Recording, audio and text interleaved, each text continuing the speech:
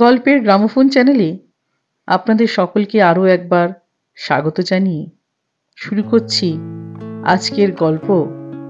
Doctor Gauri দের লেখা সংসার আশ্রম। জয়ন্ত শেষ পর্যন্ত সেই নিজের জেদটাই বজায় রাখল। অনেক বারণ করেছিলেন সরমা দেবী। এমনিতেই তার স্বভাবটা খুব নরম আর ভীতু ধরনের। ছেলের এমন অনুরোধ সরমা দেবীকে একেবারে কুঁকড়ে দিল। যে কোনো মুহূর্তে ছেলের জীবন শেষ হয়ে যেতে পারে এই পথে। এসব জেনেও মা হয়ে কি করে তিনি অনুমতি দেন? কিন্তু জয়ন্তর সেই ধনুর ভাঙা পণ। অথচ মায়ের অনুমতি না নিয়ে সে কোনো কাজ করে না। তার দৃঢ় বিশ্বাস, মায়ের মত নিয়ে কোনো কাজ করলে তাতে কখনো বিপদ হয় না। সরমা দেবী ভাবছেন তার স্বামীর কথা। মানুষটি এক ধরনের, যেমন জেদি তেমনি রাশভারী। তিনি জমিদার মানুষ, কোনোদিন মাথা নিচু করতে শেখেননি। মানুষ তো কোন ছাড়, ঈশ্বরের কাছেও নয়। কি জানি কি অঘটন ঘটে যাবে এসব শুনলে। তিনি এ ব্যাপারটা কিছুতেই মেনে নেবেন না। অবশ্য সরমা দেবীও এ ব্যাপারে মন থেকে সাই পাচ্ছেন না। কিন্তু তা সত্ত্বেও কি করে যে তিনি সাই দিয়ে ফেললেন সেটাই আশ্চর্য। আসলে সাই দিতে তিনি বাধ্য হয়েছিলেন।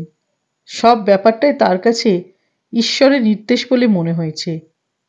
নয়তো তার মতো এক প্রাচীনপন্থী মা কি কখনো এই ব্যাপারে হ্যাঁ বলতে পারেন? আসলে ঘটনাটা ঘটল বড় অদ্ভুতভাবে। সেদিন ছিল রবিবার, ছুটির দিন। ছুটি জয়ন্তর কলেজে। সরমা দেবীর এটা বহুদিনের অভ্যেস। সপ্তাহের অন্যান্য দিন বামুন্দি ওদের জলখাবার করে দেয়, কিন্তু এই একটা দিন তিনি নিজের হাতে খাবার করে রাধা গোবিন্দকে ভোগ দেন। তারপর সেই প্রসাদ দেন স্বামীকে, ছেলেকে। স্বামী এই ভোগ দেবার কথা শুনলে বোধহয় খেতেন না, তাই তাকে কোনো কথা জানানো হয়নি। জানে জয়ন্ত তার একমাত্র ছেলে। জমিদারি গেলেও এখনো যা আছে তাতে ঠাট কিছুটা বজায় রাখা গেছে। লোকজন এখনো যা আছে তাতে তাকে বিশেষ কাজকর্ম করতে হয় না। তাই প্রায় সারাটা দিনই তিনি ঠাকুর ঘরে তার ইষ্ট দেবতা রাধা গোবিন্দের সেবায় কাটিয়ে দেন। এইখানেই স্বামীর সঙ্গে বিরোধ। চিত্রমোহন বসু স্ত্রীর ভক্তিকে ঠিক স্বাভাবিক বলে মনে করেন না। তার ধারণা এ হলো এক ধরনের পাগলামি। জয়ন্ত কিন্তু তা মনে করে না। মার এই ঈশ্বর ভক্তি তাকে আকর্ষণ করে। ছোটবেলা থেকে লাল পাড় গরদ পরা দেবী প্রতিমার মতো মাকে সে ভালোবাসে, ভক্তি করে। তাই মায়ের ইষ্টদেবতা তারও পরম আরাধ্য। জলখাবার সাজিয়ে সরমা দেবী সবে ভোগ দিচ্ছেন, কখন জয়ন্ত এসে নিঃশব্দে তার পেছনে বসে আছে খেয়ালই করেননি। প্রণাম সেরে উঠতেই ছেলেকে দেখে একগাল হেসে বলেন, কি রে, খিদে পেয়ে গেছে বুঝি? জয়ন্ত কথার জাল বুনতে শুরু করলো। বলল, আচ্ছা মা, ঠাকুরকে না দিয়ে তুমি কোনোদিন কিছু করনি না? না বাবা, তারই দেওয়া জিনিস তাকে না দিয়ে কি গ্রহণ করা যায়? রোজ তো হয়ে ওঠে না। রান্না করে ভোগ দিয়ে তোদের দিতে গেলে আর খাওয়া হবে না তোদের। তাই এই একটা দিন একটু তাড়াতাড়ি উঠে এসব করি। মুখে একটা তৃপ্তির হাসি সরমা দেবীর। বললেন, জানিস জয়ন্ত, আমি তাকে সব দিয়ে বসে আছি। সব দিয়ে দিয়েছ মা? সব? হ্যাঁ বাবা, সব দিয়েছি। নিজের বলতে কিছু রাখোনি? নিজের বলতে কি আছে বাবা, সবই তো তার দেওয়া। আমাকেও তো তিনি দিয়েছেন তোমাকে, তাই না মা? হ্যাঁ বাবা। তাহলে আমি কার ছেলে মা, তোমার না তার? একটু থমকে গেলেন সরমা দেবী। তার মুখে ফুটে উঠল একটা আশঙ্কা। বললেন, কি ব্যাপার বলতো? তুই যেন কিছু বলতে চাইছিস। বলবো মা, বলবো বলেই তো এসেছি। শোনো মা, আমি ঠিক করেছি পাইলট হব। কি হবি? চমকে উঠলেন সরমা দেবী। পাইলট। তোমার মত নিতে এসেছি মা। আমি দিল্লি যাব ট্রেনিং নিতে। মোটামুটি সব ব্যবস্থা করে ফেলেছি, শুধু তোমার অনুমতির অপেক্ষা। তোর বাবাকে বলেছিস? না মা, আগে তুমি, তারপর বাবা। উনি কিন্তু মত দেবেন না। ওর বয়স হচ্ছে, বিষয় সম্পত্তি দেখাশোনার ভার তো তোকেই নিতে হবে। উনি যে অনেক আশা করে বসে আছেন বাবা। তাছাড়া এসব জীবন মৃত্যুর খেলা। এই ইচ্ছে তুই ত্যাগ কর, অন্তত আমাদের কথা ভেবে। তুমি মত দিলে আমি জীবনে কিছু একটা করতে পারবো মা। তুই যে আমাদের বংশের একমাত্র সলতে বাবা। বলো কি মা, এ সলতে রক্ষার দায়িত্ব কি তোমাদের? না বাবা, এত বড় কথা কি বলতে পারি? সরমা দেবী লজ্জিত হয়ে বললেন, এ কথা ভাবাও পাপ। তবে তোমার আপত্তি কিসের? মনটা যে কিছুতেই মানছে না বাবা। জয়ন্ত হঠাৎ একটা অদ্ভুত কাজ করল। ফুলের থালা থেকে একটা বড় হলুদ গাঁদা তুলে মায়ের হাতে দিয়ে বলল, তুমি এটা ঠাকুরের পায়ে রাখো মা। এ ফুল যদি পড়ে তাহলে জানবো ঠাকুরের ইচ্ছে আমি পাইলট হই। আর যদি না পড়ে? কথাটা না বলে থাকতে পারলেন না সরমা দেবী। জয়ন্ত বলল, না বললে জানবো ঈশ্বরের ইচ্ছা নয়। তখন? তখন আর বলবো না মা, তার ইচ্ছেটাই মেনে নেব। পারবি? হ্যাঁ মা, পারবো। আমি যে তোমারই ছেলে। সরমা দেবী আর এর বিরোধিতা করার মতো জোর পেলেন না। ফুলটা দিয়ে রাখলেন রাধা গোবিন্দর পায়ে।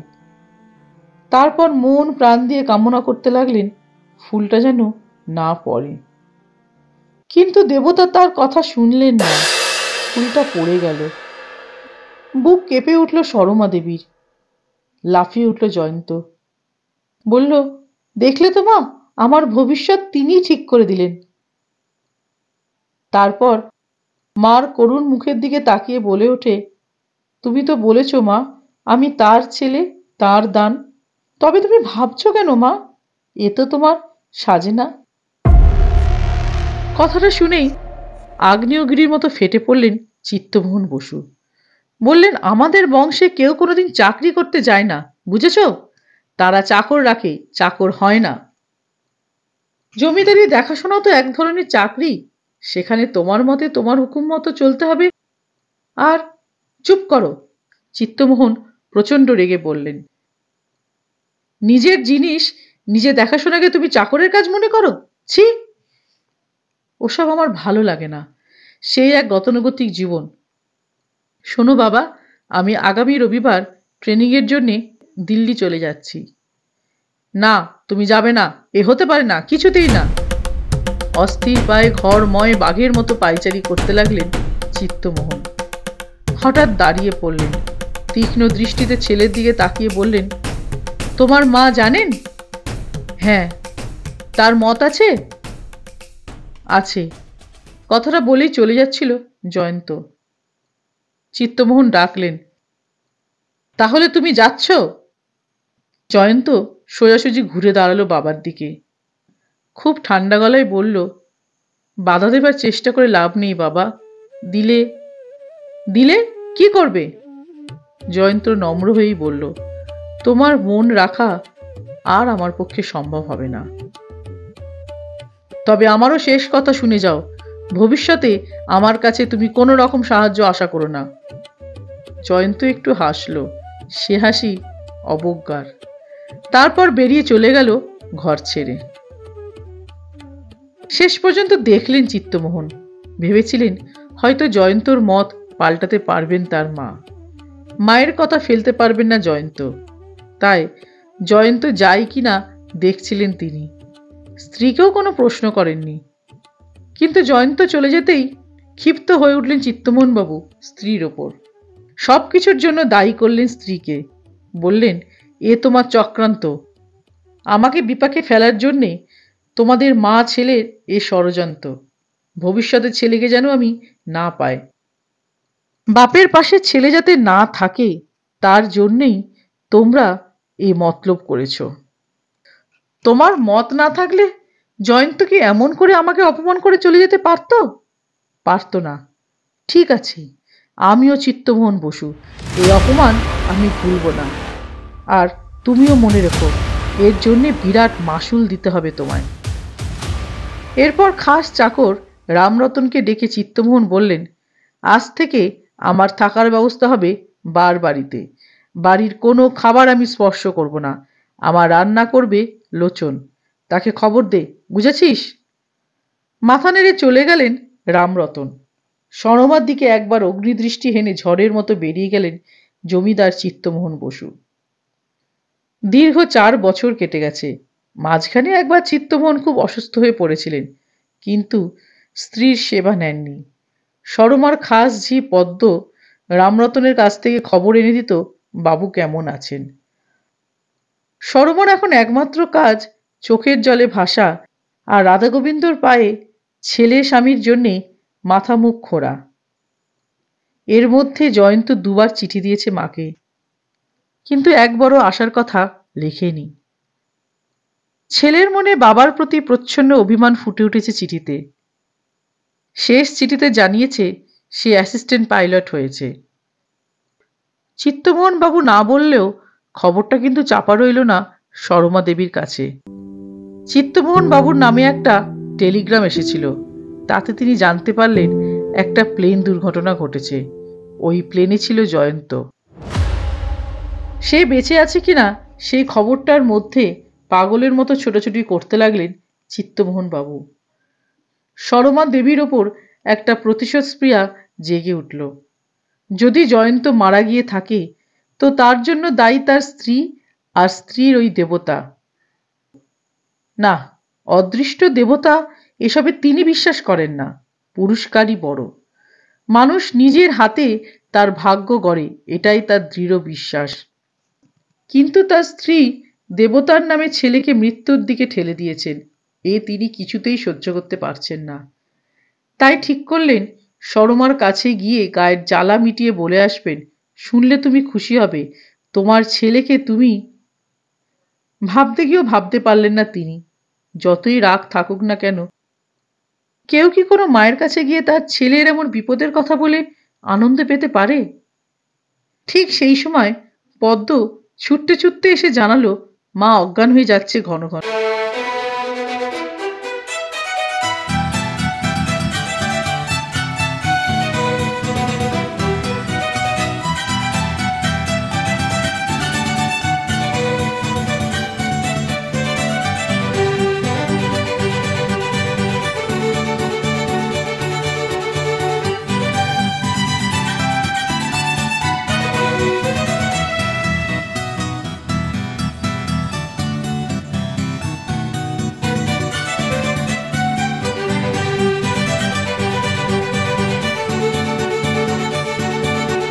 সরমা দেবীকে পরীক্ষা করে একেবারে সোজা চিত্তমোহন বাবুর সামনে এসে হাজির হলেন। বললেন, জয়ন্তর কোনো খবর পেলে? অন্যদিকে তাকিয়ে বললেন চিত্তমোহন, না। ডাক্তার দত্ত বললেন, খুবই দুঃখের কথা, তবু ঈশ্বরে ভরসা। কথার মাঝখানেই থমে গেলেন ডাক্তার দত্ত। কটমট করে তাকিয়ে আছেন চিত্তমোহন। কঠিন গলায় বললেন, তোমার যদি অন্য কথা না থাকে তো এখন যেতে পারো, টাকাটা পাঠিয়ে দেব। ডাক্তার দত্ত বহুদিন ধরেই চেনেন চিত্তমোহন বাবুকে। তার কথার গুরুত্ব না দিয়ে বললেন, স্ত্রীর প্রতিও তোমার একটা কর্তব্য আছে। তিনি যে মরতে বসেছেন না খাওয়া ত্যাগ করে, সে খবর রাখো। আমি একটা ইনজেকশন দিয়ে গেলাম। যাক যাক, সব যাক, তাতে আমার কি? আমার জন্য কে কত ভেবেছে? আমার অমন ছেলে। তুমি যাও ডাক্তার, আমাকে একটু একা থাকতে দাও। ডাক্তার দত্ত নিরুপায় হয়ে চলে গেলেন। নায়েবকে বলে গেলেন, কিছু খাওয়াবার চেষ্টা করো হে, নয়তো আমাকে অন্য ব্যবস্থা নিতে হবে। কোনো ব্যবস্থাই নিতে দিলেন না সরমা দেবী। তার মুখে এক কথা, যতক্ষণ না ছেলেকে তার ঠাকুর ফিরিয়ে দিচ্ছেন ততক্ষণ তিনি জলস্পর্শ করবেন না। চিত্তমোহন বাবু সব খবর পেলেন, কিন্তু তাতেও এতটুকু টললেন না। সরমা দেবীর অবস্থা ক্রমশ খারাপের দিকে যেতে লাগলো। 3 দিন পরে জমিদার বাড়ির সদর গেট দিয়ে ঢুকলো একটা অ্যাম্বুলেন্স। সরমা দেবী প্রায় সবসময় অচৈতন্য। মাঝে মাঝে যখন একটু জ্ঞান ফিরছে তখন তার মুখে কেবল একটাই কথা, ঠাকুর, জয়ন্তকে ফিরিয়ে দাও ঠাকুর। সেই রকমই মুহূর্তের জন্য জ্ঞান ফিরেছিল সরমা দেবীর, আর তখনই শুনতে পেলেন কে যেন ডাকলো, মা।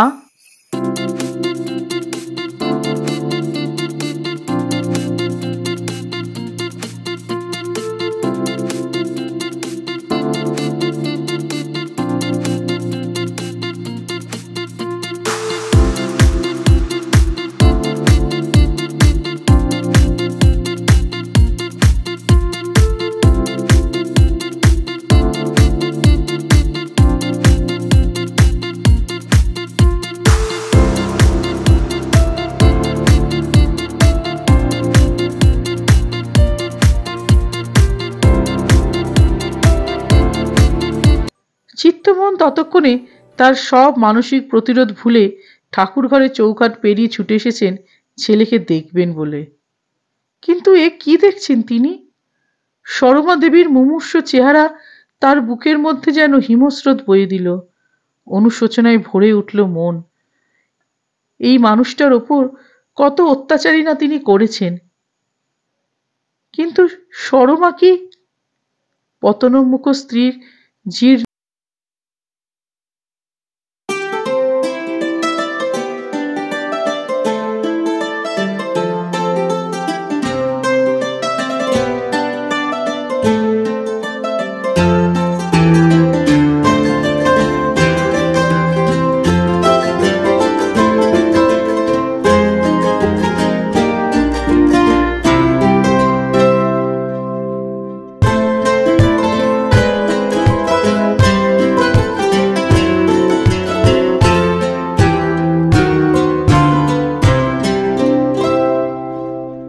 ফিরে হাজির হব আমার পরবর্তী গল্প নিয়ে।